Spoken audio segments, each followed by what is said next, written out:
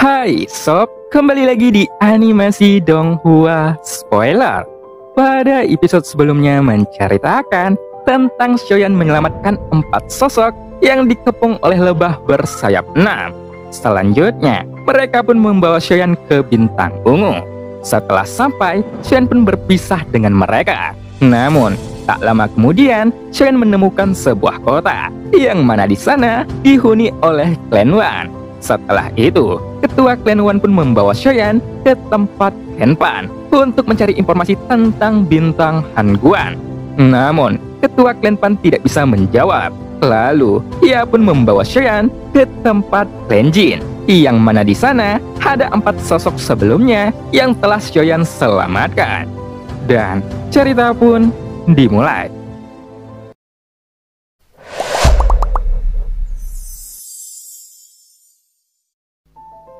Setelah kedua orang itu pergi ke dalam rumah Clan Jin, Shoyan pun menyadari sesuatu, bahwa ada yang tidak beres. Karena bintang raksasa terang ini itu memiliki jarak yang tidak terlalu jauh daripada bintang ungu. Seharusnya kedua orang ini pasti tahu banyak tentang informasi di dalamnya.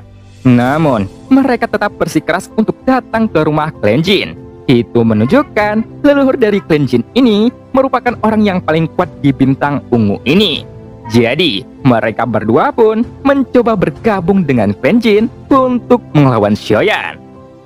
Lagi pula, para leluhur dari klan di bintang ungu ini jarang mendengarkan perintah dari orang lain. Bahkan mereka juga tidak tahu apa yang ingin dilakukan oleh Shoyan. Oleh karena itu, daripada bersikap pasif, lebih baik menunggu kesempatan untuk melancarkan serangan balik kepada Shoyan. Jadi, dengan cepat, ketiga orang itu pun keluar dari dalam rumah, dan mereka langsung bergegas ke arah Shoyan. Sebelumnya, Shoyan ingin langsung menggunakan teratai api kemarahan Buddha 3 warna untuk menghancurkan mereka bertiga secara langsung. Namun, tepat ketika Shoyan melihat di sekelilingnya, dia dapat melihat dengan jelas bahwa keempat orang yang dia temui sebelumnya sedang berdiri di kehampaan dan melambaikan tangan mereka untuk menyapanya. Sehingga Shoyan tidak jadi menggunakan teratai api kemarahan Buddha untuk menghancurkan mereka. Dan Shoyan pun langsung menghilangkan teratai api kemarahan Buddha yang telah memadat di tangannya. Aku tidak tahu dari mana kamu berasal, tetapi kamu seharusnya datang dari dunia luar, dan kamu ingin memanfaatkan kami, ucap Pan Pengxiang sambil mendengus dengan dingin. Sebelumnya, aku memang tidak berani melawanmu, tetapi sekarang itu berbeda, karena aku telah bergabung dengan yang lainnya. Meskipun aura yang kamu pancarkan dari tubuhmu itu sangatlah kuat, namun dengan kami bertiga bergabung bersama, aku tidak takut untuk bertarung denganmu. Bagaimanapun, setelah aku berdiskusi dengan leluhur Clan Jin di dalam rumah, aku, Tuan Tua, dan leluhur Clan Jin memiliki kepercayaan diri untuk bertarung denganmu. Bagaimanapun, jika tebakanku benar, aura yang kamu pancarkan seharusnya tidak lebih dari langkah ke-5 atau ke-6 dari Kaisar Keabadian. Jadi, ada kemungkinan bahwa kami bertiga dapat mengalahkanmu bersama-sama, ucap Pan Pengxiang sambil mendengus dengan dingin. Kamu harus tahu, Jin Lidong, leluhur dari Clan Jin, telah menerobos keabadian Kaisar di langkah ke-6. Jadi, sebaiknya kamu meninggalkan bintang ungu ini secepat mungkin. Jika tidak, kami bertiga akan bergabung bersama untuk membunuhmu di sini, ucapan Pengxiang. Mendengar itu, ekspresi Shoyan pun tetap acuh tak acuh. Bahkan, dia hanya menatap mereka bertiga dengan tatapan dingin. Sialan, terkadang untuk menyelesaikan sebuah masalah yang sulit, memang harus menggunakan cara kekerasan untuk menyelesaikannya, ucap Pan Pengxiang. Setelah Pan Pengxiang selesai berbicara, dia segera mengalihkan perhatiannya ke leluhur terkuat dari Clan Jin di sini. Saat Jin Lidong melihat pemandangan itu, dia pun melangkah maju, yang membuat sudut mulut Pan Pengxiang pun itu sedikit terangkat. Karena dia berpikir Jin Lidong memiliki kekuatan untuk membantunya. Bagaimanapun, dia berada di Kaisar Keabadian di langkah ke-6, sehingga dia memiliki kepercayaan diri yang sangat cukup. Saudara Jin, Tuan Tua dan aku akan mengambil tindakan bersama sekarang. Mari kita lihat apa yang bisa dilakukan oleh pencuri dari dunia luar, ucap Pan Pengsiang yang terus berbicara. Karena dia tidak sesabar Wan Tua. Oleh karena itu, sebelum Jin Lidong mengambil tindakan, Wan Tua pun terlihat sangat tenang. Dan dia bahkan tidak membuat pernyataan apapun. Tepat ketika Pan Pengsiang melihat Jin Lidong melangkah maju, Pan Pengsiang pun terlihat sangat bersemangat. Bahkan, dia bersiap untuk pergi mengambil tindakan yang terlebih dahulu. Namun, pada detik berikutnya, Wan Tua juga sudah siap untuk mengambil tindakan untuk menyerang Xiaoyan. Bagaimanapun, Wan Tua juga telah berada di ranah Kaisar Keabadian di langkah keempat. Jadi, secara alami, dia juga sangat percaya diri dengan kekuatannya. Detik berikutnya, ketika Jin Lidong bergegas maju ke depan Pan Pengsiang dan Wan Tua, Jin Lidong pun segera mengeluarkan tangannya. Tapi, dia tidak mengeluarkan senjata atau membentuk segel apapun. Malah sebaliknya, dia menangkupkan tinjunya dan mengangkat tangannya dengan sangat hormat. Aku, Jin Lidong, dari klan Jin, memberi penghormatan kepada, ucap Jin Lidong. Namun, tepat sebelum Jin Lidong bisa menyelesaikan kata-katanya, tiba-tiba Pan Pengsiang pun berteriak dengan keras. Bersiaplah untuk mati, ucap Pan Pengsiang. Pan Pengsiang berpikir bahwa Jin Lidong akan memberikan penghormatan kepada musuhnya sebelum ia membunuhnya. Jadi, ia pun langsung bergegas keluar dengan telapak kakinya. Namun, saat dia hendak bergerak, dia tiba-tiba membeku di tempatnya. Kemudian, dia pun menatap Jin Lidong dengan kaget, karena Jin Lidong tidak mengambil tindakan. Itu membuat Pan Pengsiang seolah-olah disambar guntur seketika. Dalam masalah ini, klan Jin tidak berniat menyinggung pendahulu mereka. Jika senior membutuhkan sesuatu, maka junior ini tidak akan pernah mengabaikannya, ucap Jin Lidong dengan tiba-tiba. Mendengar kata-kata dari Jin Lidong, Pan Pengsiang pun menatap Jin Lidong dengan sangat serius. Pada saat itulah, Pan Pengsiang akhirnya mengerti bahwa Jin Lidong tidak sedang bercanda. Meskipun Pan Pengsiang tidak tahu apa yang sedang terjadi, tetapi dia juga berbalik. Junior memberi hormat kepada senior, ucap Pan Pengsiang. Meskipun sebelumnya dia banyak berbicara, tetapi dia juga akhirnya sadar akan situasinya. Jadi, dia juga menundukkan kepalanya dan mengepalkan tinjunya dengan hormat. Melihat itu, Shen pun menyipitkan matanya dan berkata dengan acuh tak acuh. Apakah kalian berdua sedang mempermainkanku sebelumnya? Kamu berani mengutukku dengan keras. Jadi, aku tidak dapat memberimu kesempatan kedua. Apakah kamu tahu betapa kesalnya aku saat ini? Ucap Xiaoyan yang tiba-tiba berkata. Senior, ini adalah pedang terkenal yang dipadatkan dari keberuntungan junior ini sebelumnya. Dan ini sebagai tanda permintaan maaf junior, karena memiliki temperamen yang sangat buruk. Menurutku, pedang ini lebih cocok untuk digunakan senior, ucap Pan Pengsiang dengan menunjukkan senyum pahit di wajahnya. Setelah Pan Pengsiang selesai berbicara, dia dengan cepat memberikan kotak pedang yang berisi pedang kesayangannya. Karena jika dibandingkan dengan hidupnya sendiri, Pan Pengsiang tidak berani untuk berjudi, karena dia menjadi lebih tenang sekarang. Dan dia mengingat sebelumnya tentang apa yang dikatakan oleh Jin Lidong. Hei, kalian berdua, ketahuilah, senior ini berasal dari 3 klan besar di dunia Dewa Abadi dan Dewa Iblis kuno. Meskipun kebenarannya, itu sendiri tidak ada yang tahu, ucap Jin Lidong yang menjelaskan. Pada saat yang sama, mata dari penduduk Hanjin yang tak terhitung jumlahnya menatap ketiga leluhur yang mengangguk dan membungkuk kepada Xiaoyan di udara. Itu membuat mereka juga sangat tercengang karena mereka tidak tahu seberapa kuatnya Xiaoyan, sehingga para leluhur klan mereka memberinya rasa hormat kepadanya. Dan hal ini banyak orang dari klan Jin menjadi semakin bingung. Aku tidak tertarik dengan pedang yang kamu berikan kepada aku, tetapi aku lebih tertarik dengan informasi gua warisan Dewa Iblis Abadi. Jadi, aku ingin bertanya, seberapa banyak informasi yang kamu ketahui tentang gua warisan di bintang ini? Ucap Shen sambil menatap Pan Pengsiang dengan tatapan dingin. Senior, sebenarnya aku pernah masuk ke dalam gua warisan di Bintang Hangguan. Aku harap dengan informasi yang aku ketahui dapat menghilangkan perilaku tidak sopanku sebelumnya.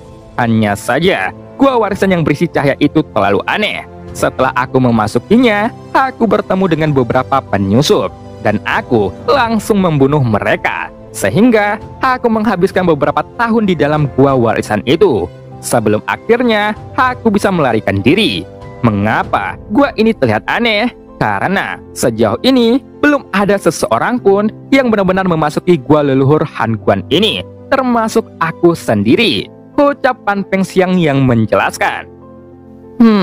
Ceritakan semua yang kamu ketahui tentang gua warisan Hangguan, ucap Xiaoyan dengan sedikit terkejut. Saat mendengar ini, dia benar-benar berpikir bahwa warisan Hangguan ini itu sangat mencolok.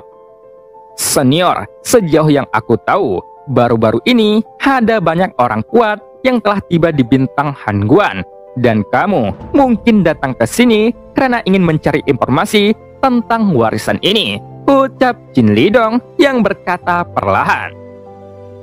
Aku datang jauh-jauh ke tempat ini untuk menanyakan informasi. Jika aku memiliki informasi tentang bintang tersebut, apakah aku masih perlu bertanya kepada kalian bertiga? Ucap Xiaoyan dengan dingin. Kemudian, ada rasa penindasan yang sangat kuat yang menekan sosok mereka bertiga.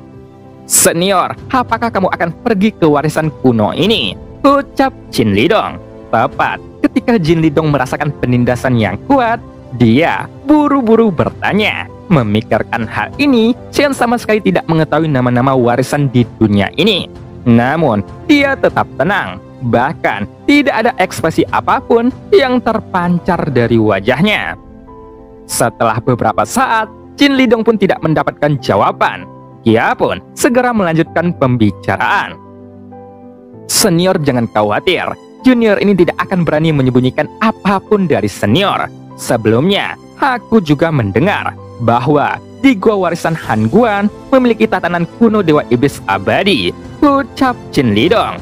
Jika dia tidak menceritakannya, orang di depannya ini pasti tidak akan menjawabnya dengan mudah. Tepat ketika kata-kata itu jatuh, Xiaoyan juga tercengang mendengarnya, karena dia pernah mendengar nama ini saat di pertemuan di alam kekacauan. Dan ini adalah sebuah misi yang diberikan oleh si nomor 1. Awalnya, Xiaoyan berpikir bahwa tatanan kuno makhluk Dewa Iblis abadi merupakan sesuatu yang sangat langka. Tanpa diduga, Xiaoyan mendapatkan beberapa petunjuk setelah dia datang ke dunia Dewa Abadi dan Dewa Iblis. Jadi, sebaiknya Xiaoyan mendengarkan apa yang dikatakan oleh Jin Lidong ini, karena sepertinya ada lebih dari satu tatanan Dewa Iblis abadi di dunia Dewa Abadi dan Dewa Iblis kuno ini. Apakah yang kamu katakan itu benar? Ucap Xiaoyan sambil menyipitkan matanya. Untuk informasi ini, benar atau tidaknya, aku tidak dapat mengkonfirmasinya. Tetapi, sejauh yang aku tahu, sudah banyak orang yang telah berkumpul di Bintang Hangguan. Namun, tidak mudah untuk memasuki gua warisan ini, karena ada formasi segel yang sangat menakutkan. Menurut informasi yang aku dapatkan, segel ini memiliki 88 lapisan sihir terlarang, sehingga semua orang yang memasukinya, mereka seperti berada di ruang tanpa batas, yang menunjukkan segel ini tidak mungkin untuk dipatahkan. Karena itu, sejauh ini belum ada seseorang pun yang dapat memasukinya. Jadi, apakah benar atau tidak adanya tatanan kuno Dewa Iblis abadi? Sebenarnya, itu tidak diketahui, ucap Jin Lidong dengan perlahan. Kemudian, Xiaoyan pun mengangkat alisnya saat ia mendengar kata-kata ini, karena segel seperti itu bukanlah masalah baginya. Jadi, setelah memikirkannya, dia pun telah mengambil keputusan. Baiklah, aku akan pergi ke Bintang Hangguan, dan kalian bertiga harus memimpin jalannya untukku, ucap Xiaoyan tanpa basa-basi lagi. Hayo cepat pergi, aku ingin melihat apakah tatanan kuno makhluk Dewa Iblis abadi benar atau tidaknya, ucap Xiaoyan. Mendengar itu, ketiga orang itu hanya bisa tersenyum pahit. Namun, mereka tidak berani menundanya. Oleh karena itu, Pan Pengxiang pun langsung mengambil inisiatif, mengeluarkan kompas dan melemparkannya ke udara. Setelah kompas menggantung di udara, tirai cahaya pun mulai menyebar hingga puluhan kaki. Senior, kompas ini mungkin tidak sebagus kompas penerbanganmu, tapi ini sudah menjadi kompas yang terbaik untuk junior, ucap Pampeng Siang secara perlahan. Segera, saat Xiaoyan melihat kompas tersebut, dia tidak bisa menahan diri untuk tidak terkejut. Namun, wajahnya tetap tampak ekspresi, karena dunia dewa abadi dan dewa iblis kuno tidak membutuhkan bahtera untuk melakukan perjalanan kehampaan. Sebagai gantinya, mereka menggunakan kompas sederhana ini untuk menunjukkan arah, sehingga dia merasa bahwa dia sebagai makhluk dunia sensi harus bisa menjalani kehidupan yang lebih baik lagi. Melihat Xiaoyan tertekun, Pampeng Siang yang mengira Xiaoyan akan mengeluarkan kompas miliknya, namun dia tidak menyangka Xiaoyan langsung melangkah ke dalam kompas miliknya. Kemudian ia duduk di dalamnya. Pada saat yang sama, tiba-tiba sebuah sosok pun keluar dari bayangan Xiaoyan, dan sosok ini adalah avatar Jusi yang berdiri di belakang Xiaoyan. Itu membuat ketiga leluhur bintang ungu pun tercengang saat mereka melihat pemandangan ini. Mereka tidak pernah menyangka bahwa akan ada sosok lain yang muncul. Sialan, bagaimana sosok lain bisa muncul tiba-tiba di sini? Bahkan aku bisa merasakan napasnya, ucap Jin Lidong sambil mendengus dingin. Karena mereka melihat sosok yang baru saja muncul itu memiliki tatapan yang sangat dingin. Oleh karena itu, mereka bertiga pun buru-buru ingin menangkupkan tinju mereka untuk memberikan hormat dan menyapanya. Namun, sebelum mereka sempat mengangkat tangan, sosok itu pun berubah menjadi pelangi panjang dan langsung terbang keluar dari dalam kompas dengan kecepatan yang sangat cepat. Pada saat ini, Xiaoyan masih duduk dengan tenang di dalam kompas. Bagaimanapun, dari awal sampai akhir, avatar Jusi selalu ada di dalam peti mati di pagoda emas. Ketika Xiaoyan merebut tubuh Jusi di dunia Xuanyin, kekuatan avatar Jusi selalu ada di ranah kaisar keabadian di langkah keempat. Sebelumnya, Xiaoyan memiliki rencana. Setelah dia tiba di dunia dewa abadi dan dunia dewa iblis kuno, dia akan membiarkan avatar Jusi untuk melakukan perjalanannya sendiri, sehingga kekuatan avatar Jusi dapat ditingkatkan secepatnya, seperti avatar Yuan Shen sebelumnya. Dengan cara ini, Xiaoyan akan lebih mudah untuk mendapatkan lebih banyak informasi yang berguna. Sedangkan untuk Xiaoyan sendiri, dia tetap akan pergi ke bintang Han Guan untuk menentukan kebenaran di balik tatanan kuno makhluk dewa iblis abadi.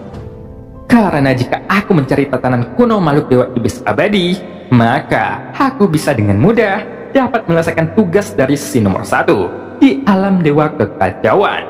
Meskipun sebenarnya tugas yang diberikan si nomor 1 mungkin bukan tatanan kuno dewa iblis abadi itu sendiri, tetapi sebaliknya si nomor 1 menggunakan tugas untuk mendapatkan tatanan dewa iblis abadi untuk menilai siapa di antara mereka yang benar-benar pergi ke dunia dewa abadi dan dewa iblis kuno ini, gumam Xiaoyan di dalam hatinya. Tepat ketika melihat Xiaoyan yang tidak berbicara, dengan cepat para leluhur dari 3 klan berbeda langsung bergegas menginjakkan kaki mereka ke dalam kompas ini. Meskipun sebenarnya mereka sangat tidak ingin pergi bersama Xiaoyan, karena dalam sudut pandang mereka, perjalanan ini sangatlah berbahaya dan situasi yang akan mereka hadapi itu tidak dapat diprediksi sama sekali. Tapi di depan orang ini, bahkan leluhur dari klan Jin yang kekuatannya berada di langkah ke-6, dia tidak berani melakukan kesalahan sama sekali. Jadi, secara alami, Tuan Tua dan Pan Peng Siang hanya bisa mengikutinya secara diam-diam. Mereka hanya bisa masuk ke dalam kompas untuk mengantar Xiaoyan ke bintang Han Guan. Sebenarnya, bintang raksasa yang mengandung cahaya paling kuat itu tidak terlalu jauh dari bintang ungu.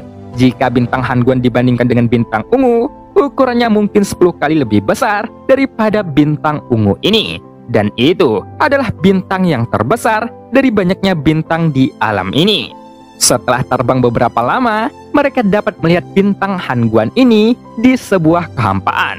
Mereka pun terbang menggunakan kompas dari kejauhan dan mulai memasuki bintang raksasa dengan cepat. Namun, selama periode ini, jumlah orang kuat yang datang ke bintang raksasa bercahaya ini telah mencapai tingkat yang belum pernah terjadi sebelumnya.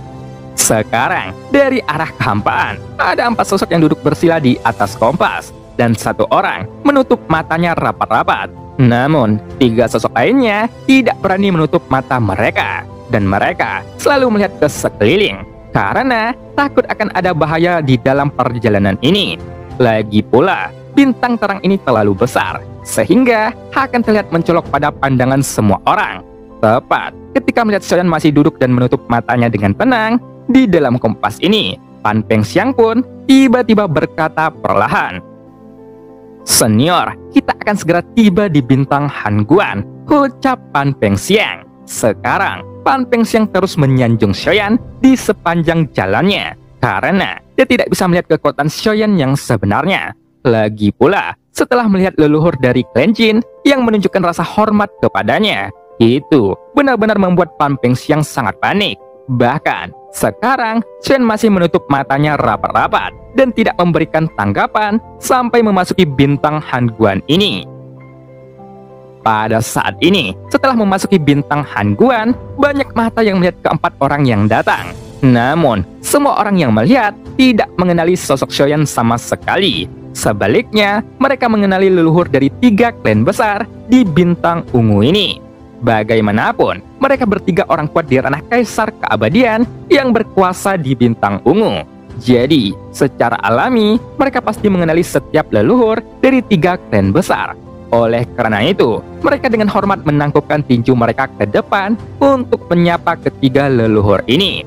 Hanya saja, apa yang tidak mereka pahami adalah ada sosok yang duduk bersila di belakang ketiga leluhur tersebut. Seolah-olah ketiga leluhur tersebut telah menjadi pelindung dari orang itu, yang membuat semua orang yang melihat pemandangan ini itu pasti sangat penasaran dengan identitas Xiaoyan. "Ayo, kita langsung pergi ke gua warisan iblis Hanguan," ucap Xiaoyan secara perlahan. Mendengar itu, Pan Pengxiang pun menganggukkan kepalanya dan menjawab dengan sopan. "Baik, senior," ucap Pan Pengxiang sambil mengendalikan kompas dan terbang di antara bintang-bintang terang dengan kecepatan yang sangat cepat. Meskipun ada badai dan awan yang menutupi langit, namun di bawah pertahanan kompas yang cukup kuat, mereka seolah-olah telah terbelah saat mereka melaju dengan sangat cepat. Namun, tiba-tiba sebuah serangan dahsyat langsung menyapu ke arah kompasnya secara langsung. Melihat pemandangan itu, Pan Pengxiang pun mengerutkan keningnya. Dengan cepat, dia segera melambaikan jubah lengan bajunya untuk segera mengambil tindakan. Kemudian, tiba-tiba, sebuah gelombang energi yang sangat kuat menyapu dengan liar untuk memblokir serangan yang datang. Pada saat kedua kekuatan yang menakutkan bertabrakan, energi yang sangat kuat pun meledak, yang membuat kompas itu bergetar. Setelah serangan itu diblokir oleh Pan Pengxiang, sebuah suara pun terdengar. "Pan Pengxiang, Tuan Gua, bukankah aku sudah mengatakan kepada kalian sebelumnya, kalian berdua tidak boleh memasuki bintang Hanguan selama 100 tahun. Jika kalian berani datang ke sini lagi, maka kalian hanya mencari kematian," ucap sesosok yang berteriak dengan dingin dari ujung yang jauh. "Sialan, sepertinya yang menyerang kita adalah klan Ni," ucap Pan Pengxiang.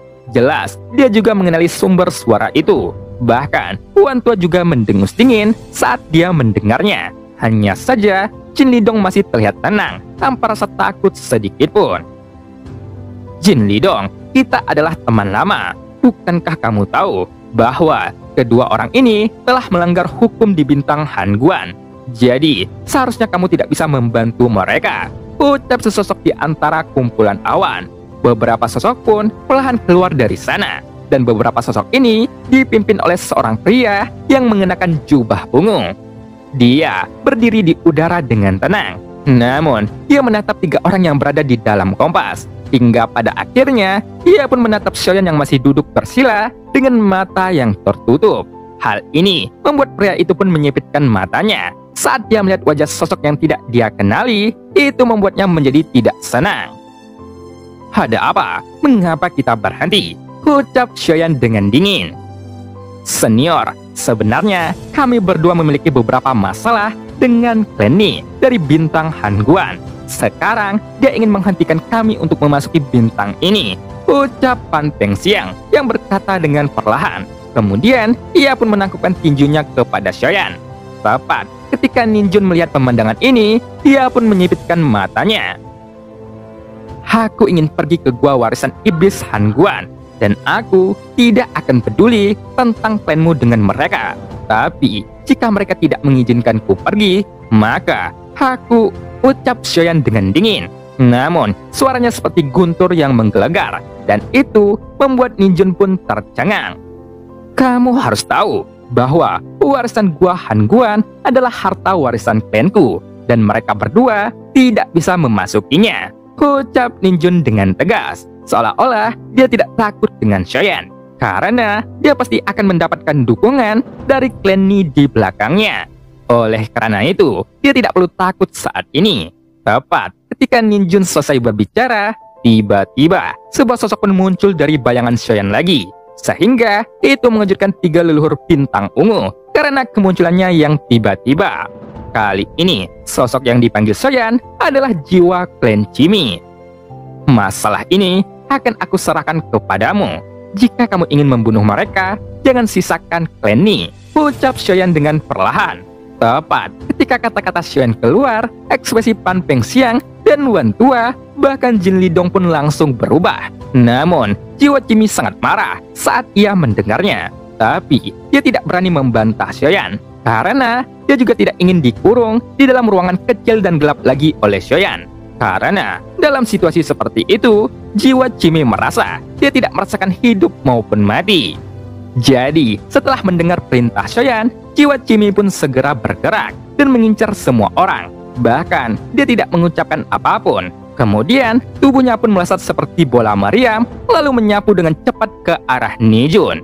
Melihat pemandangan itu, Niju pun mendengus dingin. Bajingan, tidak peduli dari klan mana kamu berasal, kamu berani melawan klan Ni di bintang Hangguan, kamu pasti akan mati, ucap Nijun. Setelah Nijun selesai berbicara, dengan cepat, ia pun menghancurkan token giok di tangannya. Mendengar itu, jiwa Qimi pun menyipitkan matanya. Karena saat jiwa Qimi bergegas ke arah Nijun, dia dapat merasakan banyak gelombang kekuatan abadi yang sedang mendekat. Namun, tanpa rasa takut, dia terus menyapu ke arah Nijun dan mengayunkan tinjunya ke arah Nijun dengan sangat keras.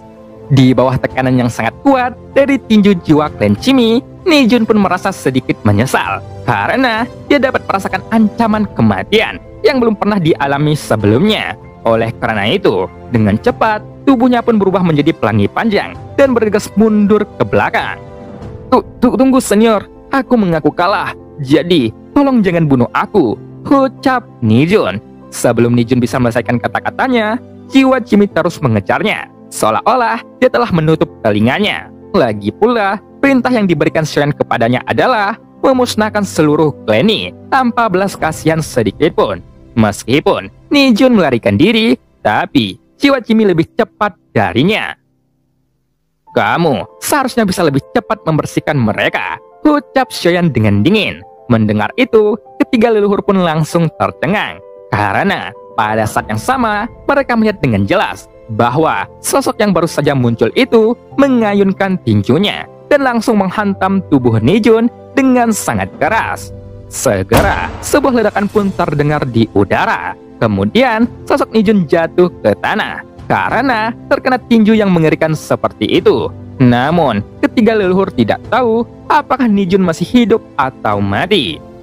Sekarang, apakah masih ada yang ingin kalian lakukan? Ucap Xiaoyan dengan pelan. Namun, di bawah keterkejutan mereka, meskipun kata-kata Xiaoyan tidak keras, ketiga leluhur itu bisa mendengarnya. Oleh karena itu, Pan Pengxiang tidak berani mengabaikannya dan buru-buru mengendalikan kompas terbang menuju ke gua iblis Hangguan. Melihat pemandangan itu, akhirnya mereka mempercayai Xiaoyan bahwa Xiaoyan adalah keturunan dari 3 klan besar dan terkuat di dunia dewa abadi dan dewa iblis. Namun, selain 3 klan besar yang kuat, siapa lagi yang bertindak begitu mendominasi? Mereka juga benar-benar tidak dapat memikirkannya. Dan cerita pun berakhir. Sampai jumpa.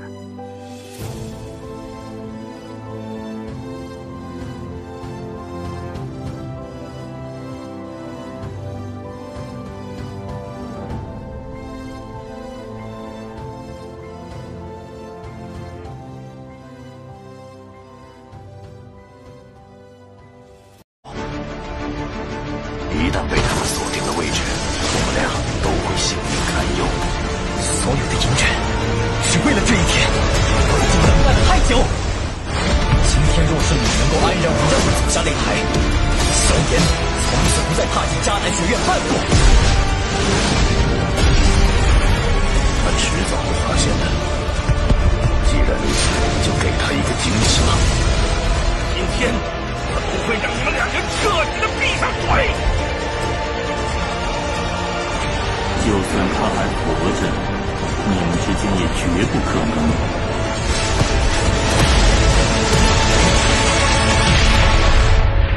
加玛帝国云岚宗，萧炎回来了。